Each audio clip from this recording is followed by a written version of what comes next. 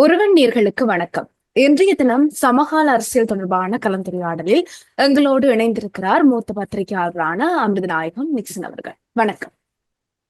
வணக்கம். தற்பொழுது எட்கா உடன்படிக்கை செய்யப்பட உள்ளதாக செய்திகள் வெளியாகிக் கொண்டிருக்கிறது. இந்த நிலையில் இலங்கை அரசாங்கம் சொல்கிறது அது இன்னும் பேச்சுவார்த்தை அளவில் தான் இருக்கிறது என்று. இதனுடைய உண்மைத்தன்மை என்னவாக இருக்கும்? இந்த எட்கா அக்ரிமெண்ட், அதாவது இந்த எட்கா பொருளாதார தொழில்நுட்ப உதவிகளை பெறுவர் ஒரு பொருளாதார உடன்படிக்கை தான்.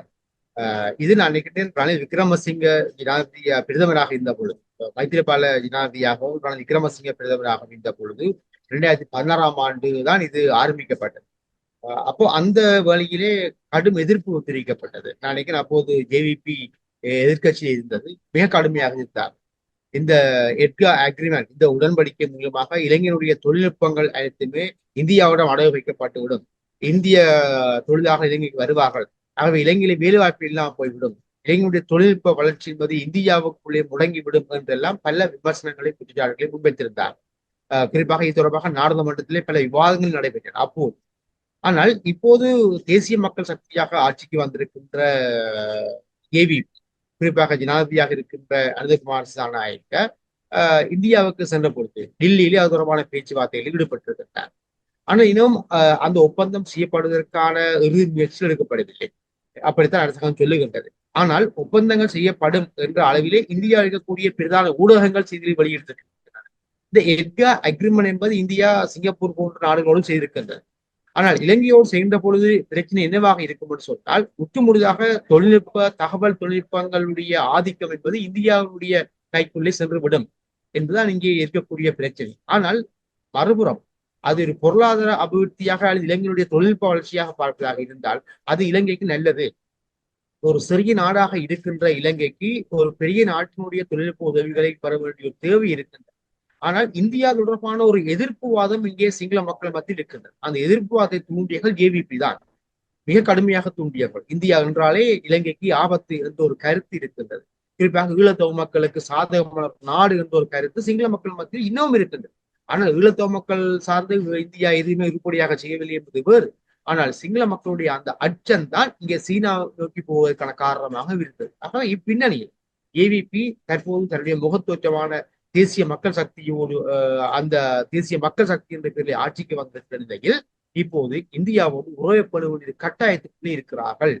ஆகவே அவர்கள் இந்தியாவை பேணுகின்ற, இந்தியாவை சமாந்தரமாக, இந்தியாவையும் சீனாவையும் அமெரிக்காவையும் சமாந்தரமாக பேணுகின்ற அந்த கொள்கை வகுப்புக்குள்ளேதான் இந்த எட்கா அக்ரிமெண்ட்டும் வருகிறது. நிச்சயமாக இந்த எட்கா அக்ரிமெண்ட் செய்ய வேண்டிய தேவை இலங்கைக்கு இருக்கின்றது. அதற்கான அழுத்தம் இந்தியாவால் கொடுக்கப்பட்டிருக்கிறது. நிச்சயமாக இந்தியாவுடைய அந்த அழுத்தத்தை மீறி இலங்கையால் தனித்து செயற்பட முடியாது என்பது உண்மை. ஆனால் இந்த எட்கா அக்ரிமெண்டை செய்வதற்கு, எட்கா ஒப்பந்தத்தை செய்வதற்கு என்னென்ன காரண காரியங்கள் எல்லாம் இலங்கை மக்களுக்கு விளங்கப்படுத்த போகிறார்களோ தெரியவில்லை. இப்போது கூட நியாயப்படுத்துகிறார்கள், இல்லை என்று சொல்லுகிறார்கள்.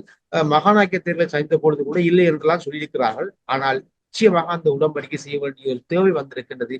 இந்த இடத்திலேதான் ஜேவிபியினுடைய உண்மை பிம்பம் தெரிய வரப்போகின்றது. இது எதிர்கட்சிகளுக்கு சாதகமான நிலைமையை, குறிப்பாக ரணில் விக்ரமசிங்க, சஜித் பிரேமதாசா போன்றவர்கள் சாதகமான நிலைமையை இது தோற்றுவிக்கலாம். இந்த நிலையில் ஈழத்தமிழர்கள் விவகாரத்தில் இந்தியா எதிர்காலத்தில் எவ்வாறான விடயத்தை கையாளப் போகிறது?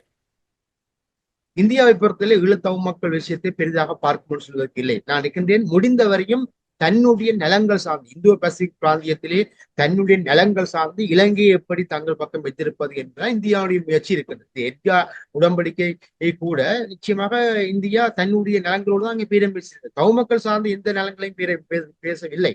வேண்டுமானால் 13 பற்றி சொல்லியிருப்பார்கள், மாகாண சபை தேர்தல் சொல்லியிருப்பார்கள். அதை கூட இப்போது மறக்கிறார்கள். 13ஆவது தேர்தலை பற்றி நான் பேசவே இல்லை என்றுதான் சொல்லுகிறார்கள். மாகாண சபை தேர்தலை பற்றி பேசியிருக்கிறோம் என்று அரசாங்கம் சொல்லுகின்றது.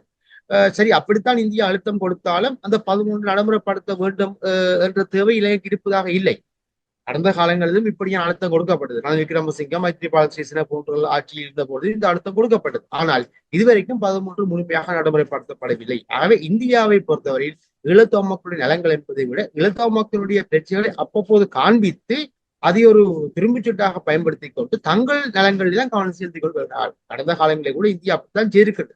இப்போது ஏவிபி, அதாவது இந்திய எதிர்ப்புவாதத்தை அடிப்படையாக கொண்ட ஏவிபியுடைய முகத்தொற்றமான தேசிய மக்கள் சக்தி ஆட்சியில் இருக்கின்ற சூழ்நிலை இன்னமும் படி இறங்கி போய் இந்தியா இலங்கை அரசாங்கத்தோடு தேவையான அளவு பேரம் பேசி அவர்களுக்குரியதை கொடுத்து அதன் மூலமாக தங்களுடைய நலன்களை தான் அவர்கள் வழி சமைப்பார்கள். முக்கியமாக இந்தோ பசிபிக் பிராந்தியத்திலே இலங்கையுடைய பாதுகாப்பு மற்றும் இலங்கையிலே இந்தியாவுக்கு தேவையான தளங்கள், இலங்கையில் இந்தியாவுக்கு தேவையான முதலீடுகள் போன்ற விடயங்களிலே முடிந்தவரையும் அவர்கள் அனந்தகுமார் சாணக்கியோடு பேரம் பேசுவார்கள். ஆனால் அந்த இடத்திலே ஈழத்தமிழ் மக்கள் சார்ந்து இந்தியா பேரம் பேசும் என்று நம்ப முடியாது. ஆகவே இந்த இடத்தில் தமிழர்கள் தான் ஒரு கட்டமைப்பை உருவாக்க வேண்டும். 15 ஆண்டுகளிலே இவர்கள் எதுவுமே செய்யவில்லை, தமிழ் தரப்பு எதுவுமே செய்யவில்லை. இனியாவது உணர வேண்டிய காலகட்டத்தை தேசிய மக்கள் சக்தியினுடைய ஆட்சி எடுத்து காட்டியிருக்கிறது. இனியும் தமிழ் தரப்பு சரியான பொறுமுறை கட்டமைப்பை உருவாக்கவில்லையாக இருந்தால் நிச்சயமாக ஒரு தோல்வி கண்ட சமூகமாக 70 ஆண்டு கால 80 ஆண்டு கால அரசியல் போராட்டம், அதில் 30 ஆண்டு கால அகிம்சை போராட்டம், 30 ஆண்டு கால ஆயுத போராட்டம், அதன் பின்னால் 15 ஆண்டு காலம் 1920ஆம் ஆண்டு ஆரம்பித்த இன முரண்பாடு. ஆகவே இன்று வரை கூட ஒரு பட்டறிவு இல்லாமல் இருக்கின்ற இந்த தமிழ் தரப்பு இனியாவது ஒரு ஒழுங்கான கட்டமைப்பை உருவாக்க வேண்டிய காலகட்டம் இருக்கின்றது. அதுவும் இல்லையில் முற்றுமுழுதாக தோல்வி கண்ட சமூகமாகத்தான் மாறப்போகிறது. இந்தியாவை பொறுத்தவரையில் இலங்கையோடு சமாளித்து போகக்கூடிய அளவுக்கு தான் இந்தியாவின் அணுகுமுறை இருக்கு. அமெரிக்காவோடு அப்படித்தான் செய்யும். சீனாவும் அப்படியான அணுகுமுறைத்தான் கையாளும். இவ்வளவு நேரமாக எட்கா உடன்படிக்கை தொடர்பான தெளிவுபடுத்தலை எங்களுக்கு தந்திருந்தீர்கள். அதற்கு உங்களுடைய ஊடகம் சார்பாக நன்றியை தெரிவித்துக் கொள்கின்றோம். நன்றி. நன்றி. மீண்டும் மற்றும் ஒரு சிறப்பு நேர்காணலில் சந்திக்கலாம். தொடர்ந்தும் ஒருவரோடு இணைந்திருங்கள். வணக்கம்.